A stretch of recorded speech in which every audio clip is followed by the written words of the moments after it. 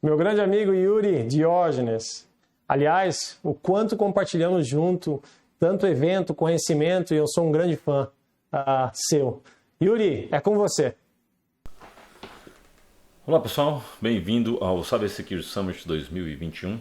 Meu nome é Yuri Diógenes e hoje estou aqui para fazer essa apresentação sobre a importância do uso de detecção de ameaças criadas de acordo com o workload da nuvem. É um título grande, mas é muito importante o que vou estar falando hoje, devido às ameaças correntes que nós temos na nuvem e como você melhorar não só a sua postura de segurança, mas também fazer a utilização de threat detections que sejam relevantes para os workloads que você está monitorando.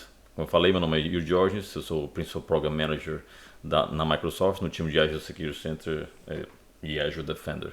Então, vamos iniciar. Esse é meu Twitter, se você não me segue, @Yuri Diógenes, segue lá, eu sempre coloco dicas sobre Cybersecurity. Então vamos lá começar falando sobre este tema.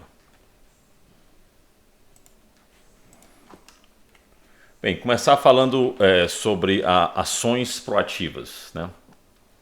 Por que vou falar sobre as ações proativas primeiramente? Porque é uma parte que muitas pessoas simplesmente ignoram, né? Muitas empresas ignoram porque estão muito focadas apenas no trabalho reativo. Então, vamos sempre começar sobre o ponto de vista que higiene de segurança é a principal prioridade. Ou seja, Security Hygiene é a principal prioridade. O que a gente notou nos últimos 2, 3 anos é que vários estudos saíram, desde ano passado, principalmente com o Covid. Threat actors vêm utilizando má configuração como a principal porta de entrada. Isso não é grande novidade do ponto de vista de cybersecurity, porque isso na realidade vem acontecendo já há muito tempo. Porém, com a nuvem isso se alastrou demasiadamente, né? E com o Covid ainda mais. Porque o que aconteceu?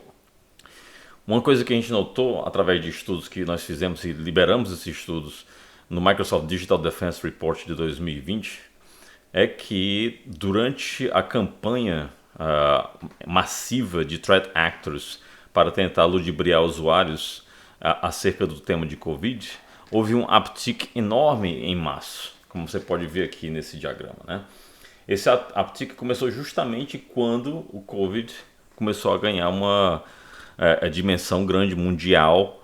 Então o que aconteceu? Threat actors que tinham uma infraestrutura totalmente já dormente e esperando o tema principal da hora do ponto de vista mundial, começaram a criar campanhas de phishing e-mail, spear phishing, utilizando o tema coronavírus, o tema Covid. Não houve nada demasiadamente sofisticado.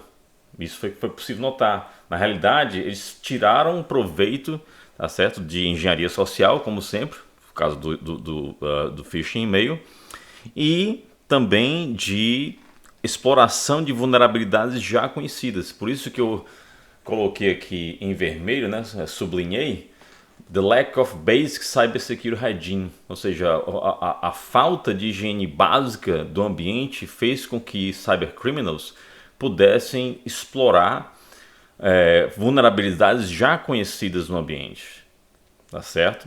E fazendo uso do tema do momento, ou seja, o tema do momento era o quê? Era justamente o Covid. Então, esses threat actors, pessoal, eles trabalham de uma forma onde eles monitoram o que há de mais hot, né? De mais, digamos assim, relevante no momento.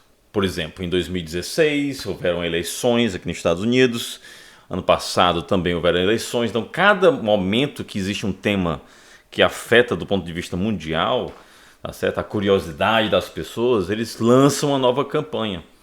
E maioria das vezes essas campanhas simplesmente fazem o quê? Utilização de engenharia social e fazem utilização de exploração de vulnerabilidades conhecidas.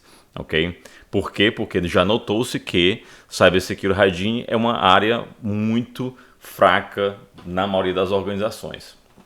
Isso é uma coisa que não só foi concluída por estudos da Microsoft, mas também foi concluído pelo próprio governo americano, né, que lançou nesse Cybersecurity Infrastructure Security Agency, né, eles lançaram um relatório, né, de análise sobre esse tema.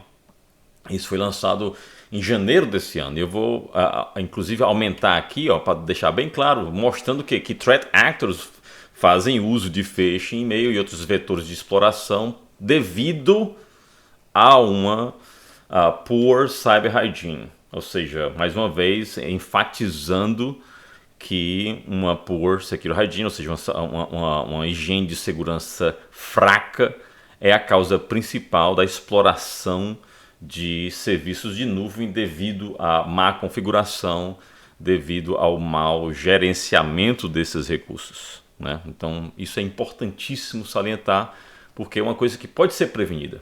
E para prevenir isso, a gente tem que começar mudando um pouco o escopo de como a gente tem a nossa foundation, tá, de segurança. Fala-se muito hoje em dia, por exemplo, dos princípios de Zero Trust. Então, os princípios de Zero Trust, na realidade, é um tema muito abrangente. E o problema é que, para começar Zero Trust, você tem que ter uma fundação boa. E a fundação boa é baseada nesses 3 princípios. Se você começar a implementar esses 3 princípios, aí sim você vai poder continuar evoluindo dentro dessa jornada de Zero Trust. Mas vamos falar um pouco desses princípios que são fundamentais e básicos, né? O princípio 1 é o Verify Explicitly, ou seja, não basta simplesmente você autenticar uma conta de usuário. Você tem que autenticar e tem que estar constantemente verificando a autenticidade desse usuário, né? Ou seja, ele autenticou para ter acesso à rede, agora ele vai precisar fazer acesso de uma aplicação, você vai ter que fazer outra verificação. Tá certo? Por quê? Porque a conta dele pode ter sido hijacked, a conta dele pode ter sido comprometida. Então você vai ter que ter um sistema de identidade que seja capaz de fazer reautenticações, reverificações, verificações de acordo com condições. Por exemplo, se o usuário está viajando para uma parte do mundo onde exista tá certo? Uma probabilidade maior da conta ser hackeada, então você já tem que reduzir o acesso dele momentâneo enquanto ele está viajando para essa localidade que é considerada uma localidade de risco para acesso remoto, certo?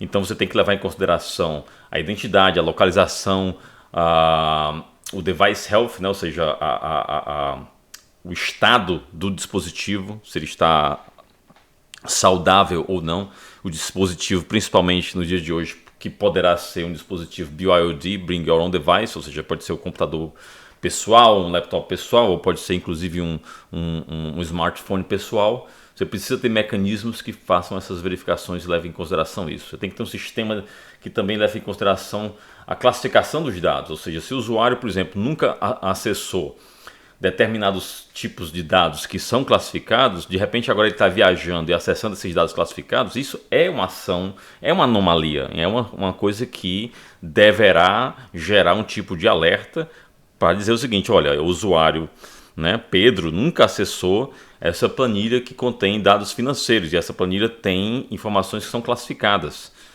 Isso aí é uma anomalia e ele está acessando agora de uma localização de risco. Então tudo isso tem que ser levado em consideração, várias condições. O simples fato de autenticar e o usuário entrar na rede, isso aí é só o passo 0, né? Tem vários outros passos, tá certo?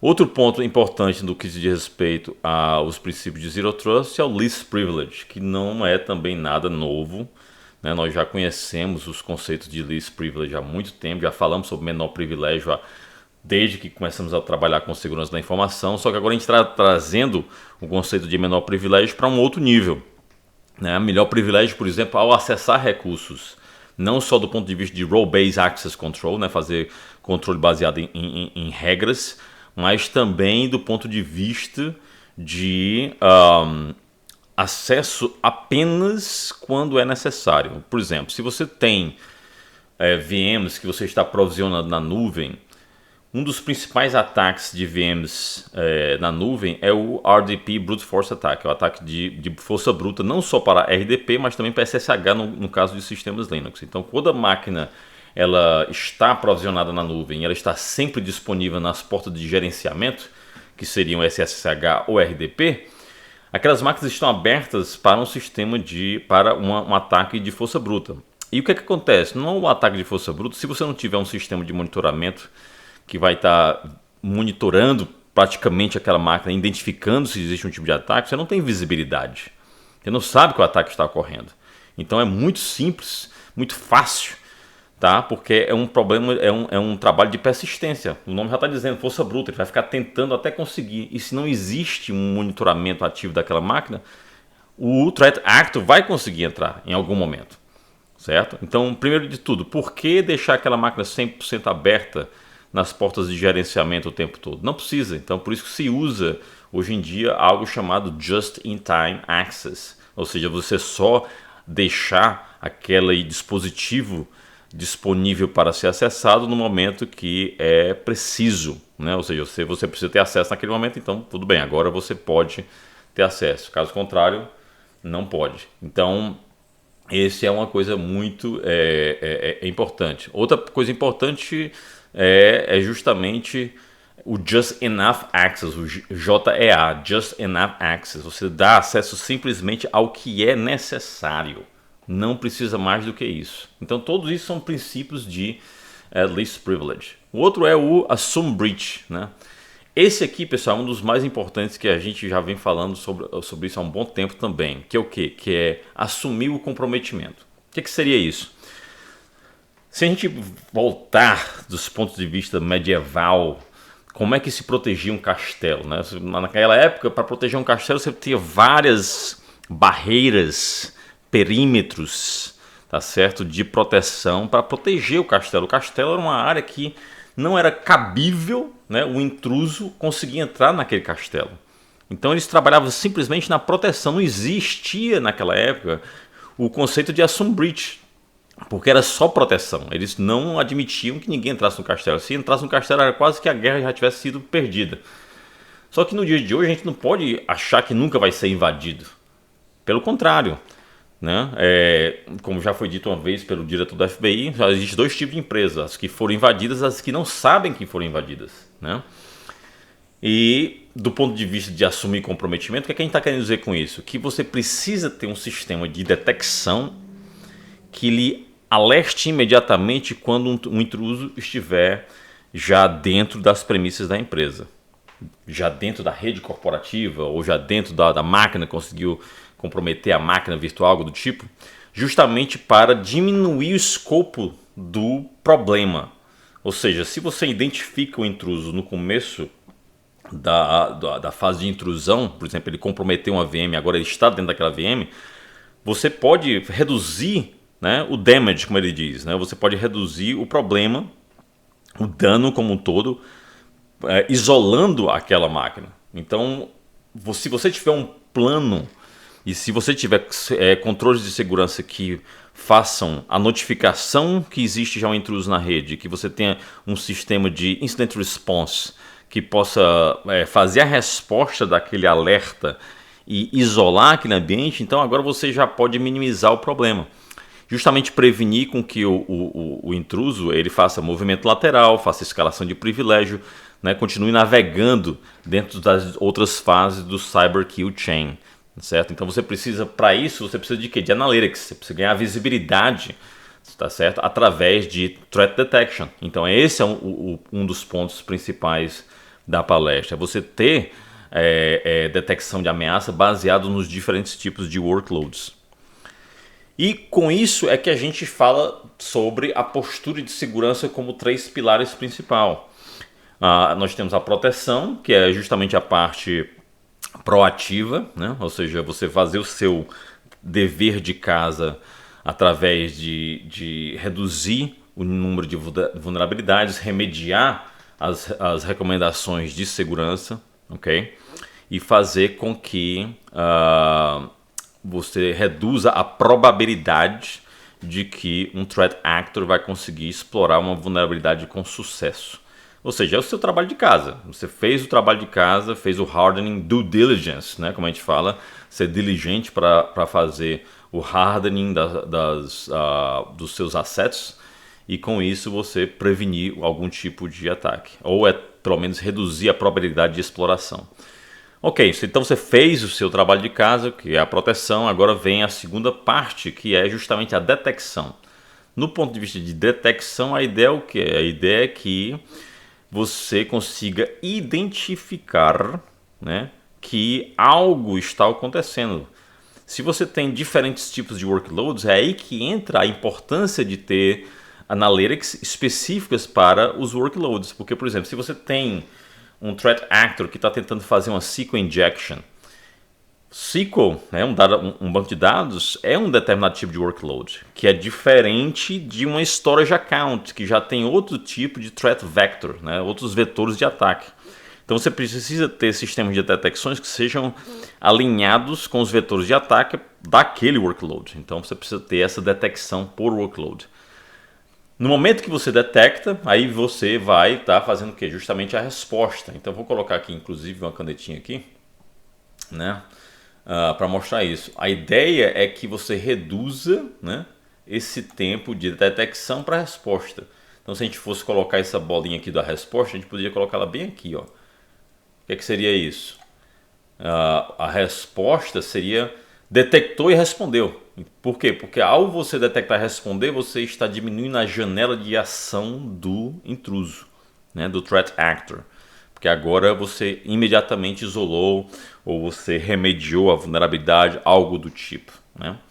Então a resposta é muito importante. E isso é um ciclo, né? Ou seja, o que você aprendeu desse incidente, você vai levar de volta para a proteção. Porque muitas vezes o resultado de um incidente, né, de uma investigação de um incidente, é chegar-se à conclusão de que o incidente só ocorreu porque tinha uma vulnerabilidade exposta que você não protegeu.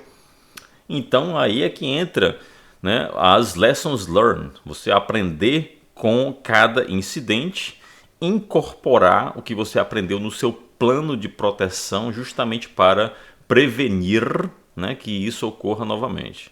Então essa é a postura de segurança. Agora vamos falar sobre o tema da palestra. Essa parte inicial é muito importante, mas, né, o tema principal é o quê? Ações reativas baseadas em detecção de ameaças e respostas a incidentes. O que seria isso, né? O que a gente vem notado, pessoal, no mercado, na indústria como um todo, é que os threat actors, né, além de estarem explorando vulnerabilidades baseadas na poor cybersecurity hygiene, né, ou seja, a fraqueza da higiene de segurança, a gente também tem notado que eles estão fazendo o target dos ataques são workloads de nuvem, né?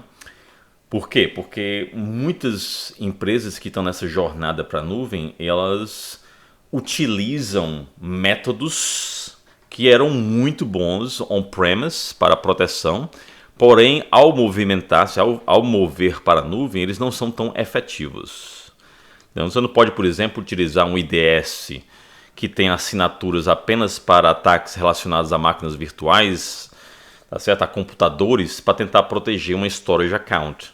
O vetor de ataque é diferente, certo? Você não pode utilizar os analytics fornecidos por um IPS de rede on-premise para proteger, tá certo, um key vault.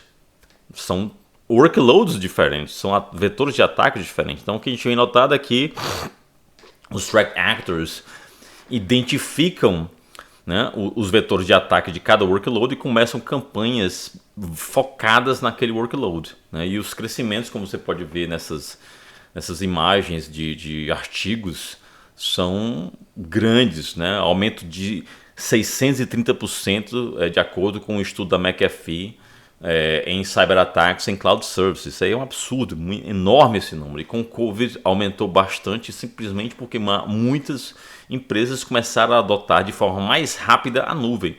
Então a transformação digital acabou que foi acelerada, só que muitas vezes essa transformação digital foi acelerada e desorganizada. Por quê? Porque não colocou segurança como foundation. Muitas empresas simplesmente queriam manter o serviço funcionando. Com toda razão, não podia parar a produção. Porém, não se preocuparam em embutir segurança. Aí, claro, deixou coisas mais vulneráveis, coisas mais abertas e aconteceu tudo isso. Tá certo? Então aqui é um exemplo, por exemplo, que a gente até publicou sobre crypto mining, utilizando ataques em Kubernetes, certo? Então tudo isso são coisas importantes que você tem que levar em consideração. Vamos falar então desse estudo de caso aqui sobre um ataque de cryptocurrency mining em Kubernetes. Então, se você pensar muito bem, a ideia de crypto mining é o quê? Você fazer o hijack justamente de poder computacional. E para que, né, como não ficar tentado do ponto de vista de ataque a não roubar digamos assim, poder computacional de um Kubernetes, né, que é tão robusto. Então, claro que os threat actors, né, vão pensar nisso. E eles pensaram nisso por quê? Porque tem muita instalação de Kubernetes, deployment de Kubernetes que é vulnerável. Eles expõem ao dashboard, eles expõem, tá certo, as configurações, tá certo, utilizam workflows que não são seguros. Então, aqui é um exemplo onde o threat actor queria fazer o quê? Queria fazer um ataque em scale. Então, em apenas 2 horas, o container malicioso foi feito o deployment dele para 10 clusters Kubernetes. Ou seja, agora eu tenho 10 clusters Kubernetes, tudo comprometido. Tenho 10 réplicas do pod, tá certo? Que poderiam estar sendo utilizadas aqui. Então, isso foi justamente um caso real, tá certo? Onde nós vimos isso acontecer, tudo começando justamente por uma exposed dashboard. Então, quando a gente utilizou inclusive este caso para fazer o que a gente chama de threat matrix para Kubernetes utilizando o framework MITRE. Então, se a gente fala do MITRE ATT&CK, tem diversas fases do MITRE ATT&CK, né, utilizando diferentes tipos de fases e táticas. Então, por exemplo, no caso desse caso específico, o ponto de entrada foi justamente uma dashboard que foi exposed, né, foi o ponto de entrada, o initial access. Depois disso, um novo container foi criado, né, já a fase de execução. Não foi observado nenhum tipo de persistência, que é justamente o que? Tentar manter persistência, então não foi feito nenhum tipo de backdoor, tá certo? Nada de criação de jobs no Kubernetes.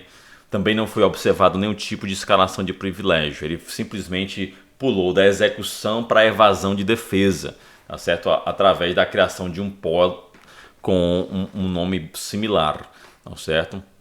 E depois disso começou a fazer a lista de acesso a credenciais através da lista de segredos Kubernetes. Isso movendo já para essa fase de acesso às credenciais. Depois foi para a parte de discovery, onde fez acesso a APIs do Kubernetes e acesso a dashboard do Kubernetes, né? Ou seja, agora eu já tenho conta, né? Eu já tenho acesso, ok? Já tenho os segredos, agora eu posso mover lateralmente, ou seja, eu posso ir para fazer o que? Estabelecer uma Container Service Account, ok? E fazer o hijack de recursos, que é justamente a última fase, que é o impacto final, digamos assim, né? E nesse caso era justamente para fazer crypto mining. Então isso é um exemplo, né, onde a gente traçou tudo que foi feito dentro do framework, utilizando como base, né, o MITRE Framework.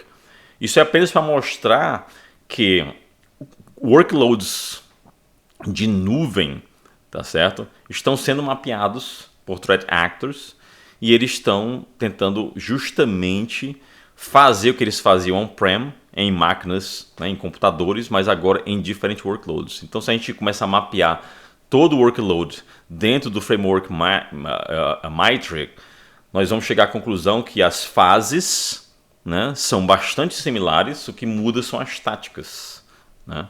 Então, isso é importante ter esse conhecimento. Bem, a importância quando você está migrando para a nuvem, é importante que você escolha uma solução de proteção que você tenha threat detection de forma nativa nos workloads. O que é que nós temos do ponto de vista de Azure? Nós temos o Azure Security Center, que é o Cloud Security Posture Management, né, o sistema de gerenciamento de postura de segurança da Microsoft na nuvem. E esse sistema ele é free, ou seja, você simplesmente habilita esse sistema na sua subscription e começa a utilizar. Qual é a vantagem dele? A vantagem é que ele te dá, tá certo, todo um contexto de recomendações de segurança para os diversos tipos de workloads. E isso já é o que? Já é toda aquela fase de protection, né? Aquela fase de você remediar as recomendações de segurança para aumentar, tá certo? A postura de segurança dos seus workloads. Ok, você fez toda a proteção, remediou. O Secure Center tem algo chamado Secure Score também, que ajuda você a identificar o quão seguro está, né, os seus workloads através de um score. Ou seja, se você tiver remediado todas as recomendações, o seu score vai ser 100%. Caso contrário, vai ser menor que 100%. E você vai ter sempre aquela KPI para alcançar, né? Digamos que você começou a sua jornada para a nuvem, estabeleceu uma subscription, começou a fazer provisionamento dos recursos e aí o seu Secure Score agora está em 65%. Ou seja, você ainda tem um caminho para trilhar até chegar em 100%. E você vai usar esse Secure Score como um norte de onde você precisa chegar e o que é que você precisa fazer. A outra parte da solução é chamada de Azure Defender.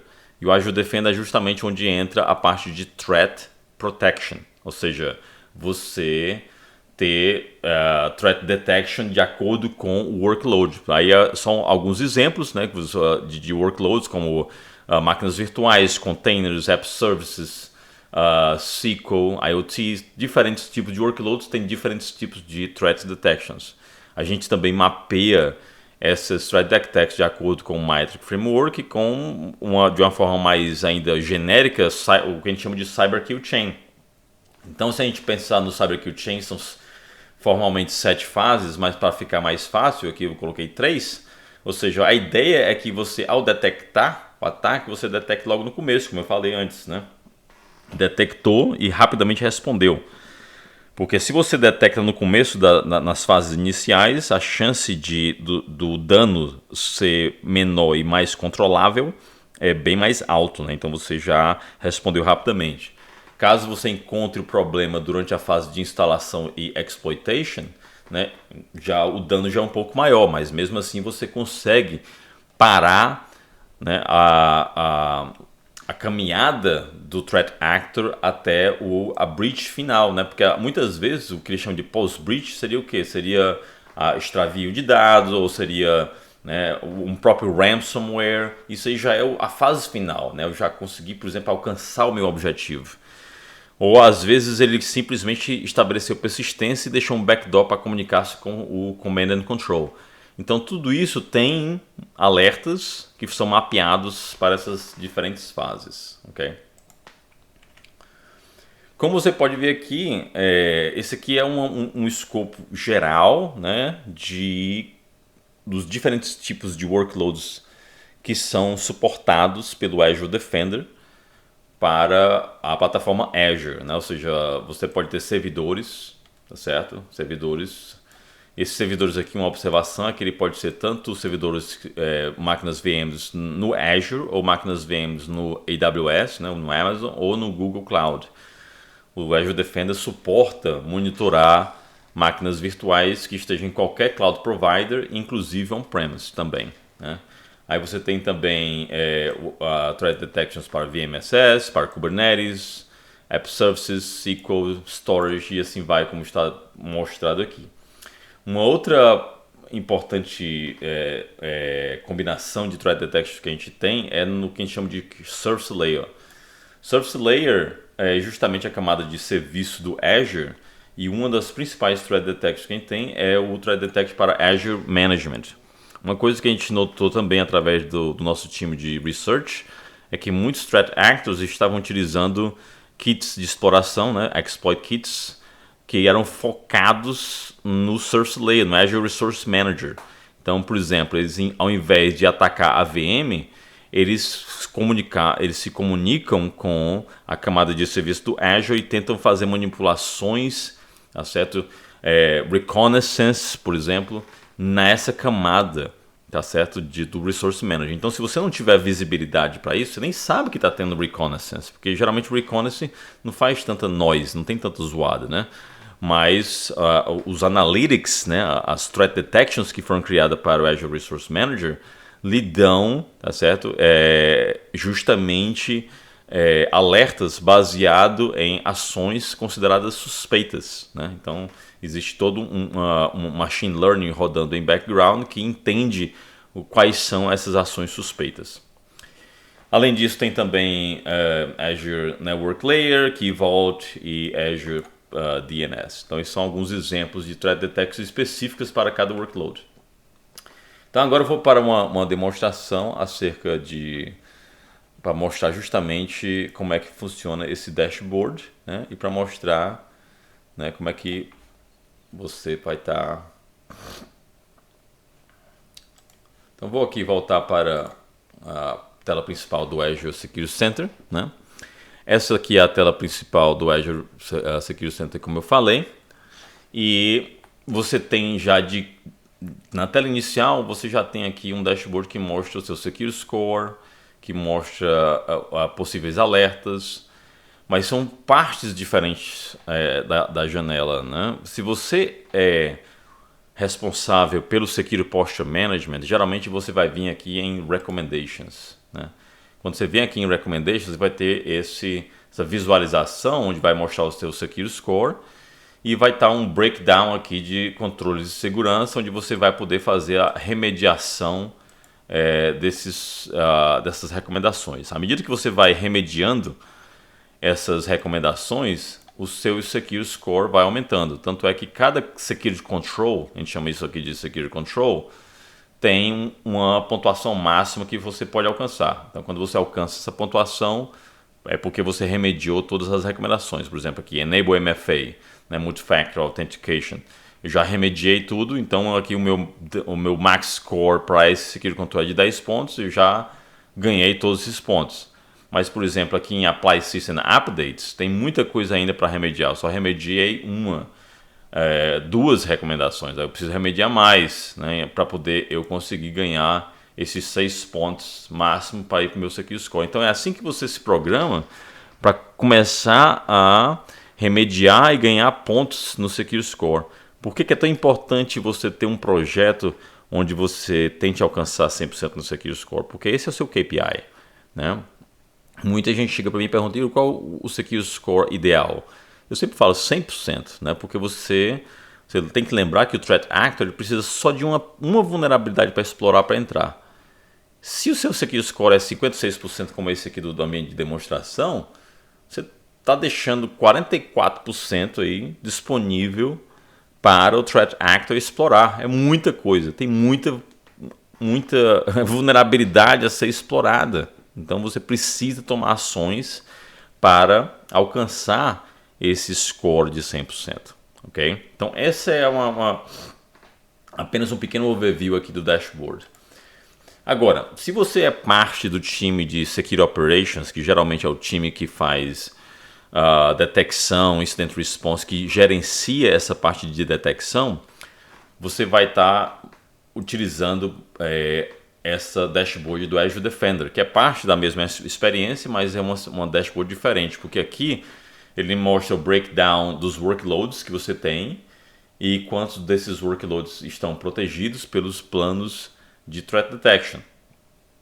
Então aqui você consegue já de imediato entender qual é o seu coverage, né, naquele momento. Mas se você já tem, digamos que você está no cenário onde tudo já está habilitado, você pode ir direto para esse dashboard aqui do Security Alerts, né? Porque o Security Alerts, o que ele está mostrando? Ele mostra justamente os alertas de segurança que estão ocorrendo no ambiente naquele momento. Note que essa visualização aqui te dá o nome do alerta, né? Que já é bem descritivo e já te mostra, por exemplo, isso aqui, Digital Currency Mining Related Behavior Detected, aqui falando de crypto mining, né? E mostra o recurso que está afetado, a hora da atividade e a tática do Mythic Attack Framework. Aqui já é na execução. Se eu quiser mais detalhes, eu clico então no alerta e vejo aqui mais detalhes, ok?